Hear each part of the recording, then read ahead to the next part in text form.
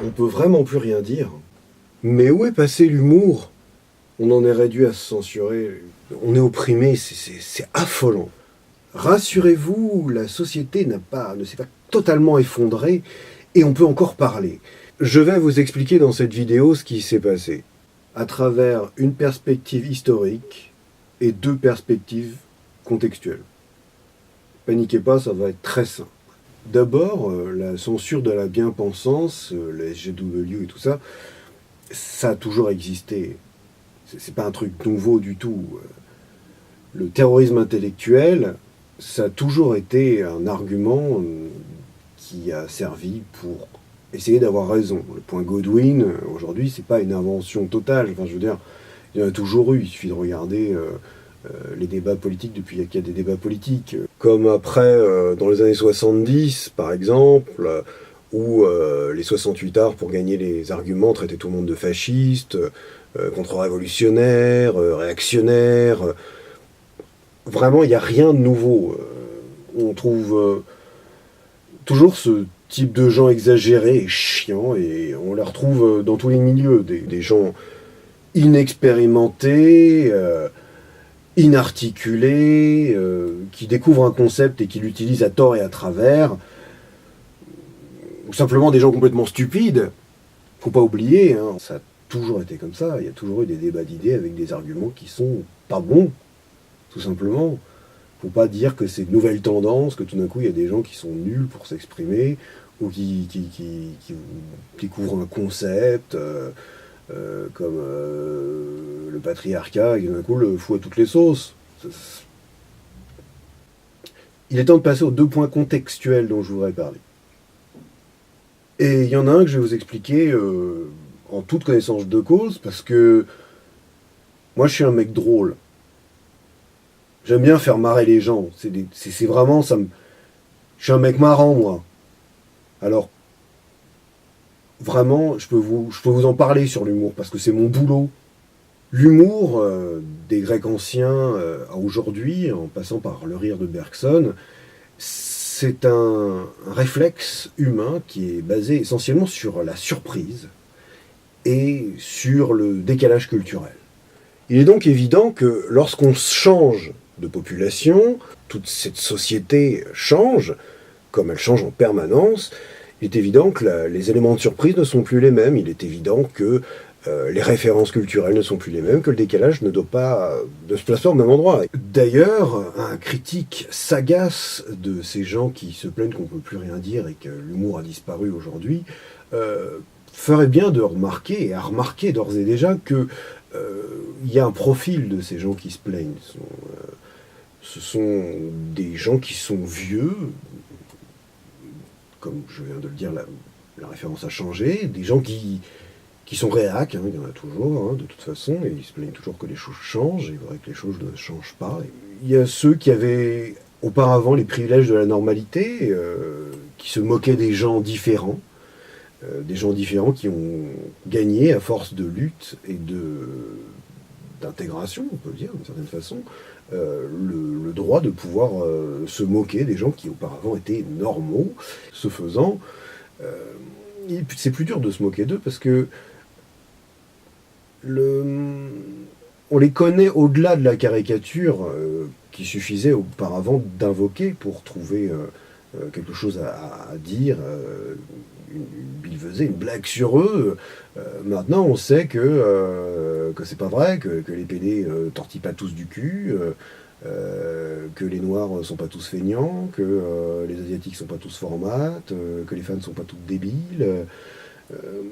Donc, en fait, maintenant qu'on connaît toutes ces caractéristiques-là, on connaît des gens qui sont des vrais gens, et on se rend compte qu'en fait, ils sont des gens normaux, et chaque individu est un individu normal. Et donc la société a changé sur ce point-là, et donc le décalage ne peut plus fonctionner. On comprend, bien sûr, du coup, certaines personnes sont un peu perdues, comme à chaque évolution d'une civilisation, mais on a eu le temps de la voir, je veux dire.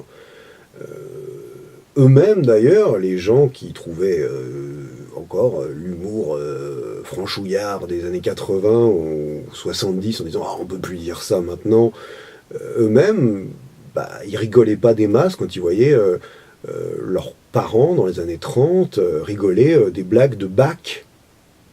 Faut connaître Bach, l'humoriste. Il y a très très peu de choses qui restent drôles maintenant chez Bach. Il y a, dans les années 40, il y avait un comique, qui était même dans les années 30 aussi, enfin les années 30, que je trouve absolument insupportable, qui s'appelle Carrette, qui était vraiment, mais absolument pas drôle, et qui pourrissait tous les films dans lesquels il se trouvait. A contrario, par exemple, si on veut citer un film qui a très très bien vieilli, qui est sorti en 1936, qui s'appelle Drôle de drame, qui pour moi est un film extraordinaire, que je vous invite à regarder d'ailleurs. Il se trouve qu'en 1936, il a pas très bien marché. Le décalage n'était pas encore là. Par contre, quand il est ressorti dans les années 40, il a fait un carton. Parce qu'à ce moment-là, le décalage fonctionnait. Il y a aussi quelque chose de cet ordre-là qui est de la culture, le bon moment. Il revient donc aux humoristes de trouver le pied sur lequel faire rire. Même le regard sur la sexualité a changé. La sexualité, c'était bien sûr le truc marrant par excellence, parce que justement, c'était le lieu de l'interdit. C'était le lieu de la surprise, parce qu'on se sentait mal à l'aise. Vous voyez ? Maintenant, il y a moins de malaise sur le sexe, donc forcément, ça va être moins drôle qu'auparavant, mais c'est parce qu'on a gagné le droit de réintégrer le sexe comme quelque chose de moins tabou, de plus normal, et de moins clin d'œil, les amis. Ah, clin d'œil, on a tous vu du sexe maintenant. Le deuxième point contextuel, c'est le point économique. Actuellement, il y a une prédominance néfaste, à mon avis, à mon opinion, une prédominance du marketing dans notre société. Et, les médias par lesquels passe ce qu'on dit, l'humour, tous les médias sont touchés, malheureusement. J'en sais quelque chose, parce que c'est d'ailleurs une des raisons pour lesquelles j'ai beaucoup de mal à trouver du travail en tant qu'auteur. Parce que tout est mis dans des cases, tout est marketé. Tous les médias sont touchés, y compris les médias sociaux. Les marques, y compris les marques de médias sociaux, les médias sociaux qui eux-mêmes dépendent de la publicité, essayent de plaire au plus grand nombre pour pouvoir vendre au plus grand nombre, tout simplement. Du coup, effectivement, tout est standardisé et on essaie d'avoir une bonne image désinfectée qui ne gêne personne et qui permettent de ratisser plus large au niveau de la publicité et que ce soit évidemment bon pour les enfants, qui ne sont pas choqués, vous comprenez, parce que les enfants d'aujourd'hui, eux, par contre, ils n'ont pas le droit d'avoir les références. D'ailleurs, à ce propos, j'inviterais plutôt les gens qui sont moroses vis-à-vis de cette tendance qu'ils sentent et ressentent vis-à-vis de l'humour et de ce qu'on n'a plus le droit de dire, de plutôt s'intéresser à ça, à cette particularité qui est bel et bien un effet d'autocensure qui est dû au fait qu'on veut vendre sa merde, en fait, c'est tout. Ben voilà, j'espère que vous avez été rassurés par cette petite vidéo informative qui vous permettra donc de pouvoir orienter votre haine et votre violence envers le monde d'aujourd'hui. Je vous ai proposé un axe très intéressant pour pouvoir changer les choses. Sinon, les choses ont changé, il faut s'y faire, c'est comme ça. Et d'ailleurs, les choses ont changé. La preuve, c'est que si on vous accuse à tort, par exemple, disons, d'être raciste ou je sais pas quoi, aujourd'hui, vous avez des médias pour pouvoir vous exprimer. Vous avez tout le monde peut faire sa vidéo YouTube, son petit blog pour expliquer pourquoi il n'est pas raciste, pourquoi il n'est pas... la blague misogyne qu'il a faite était formidable.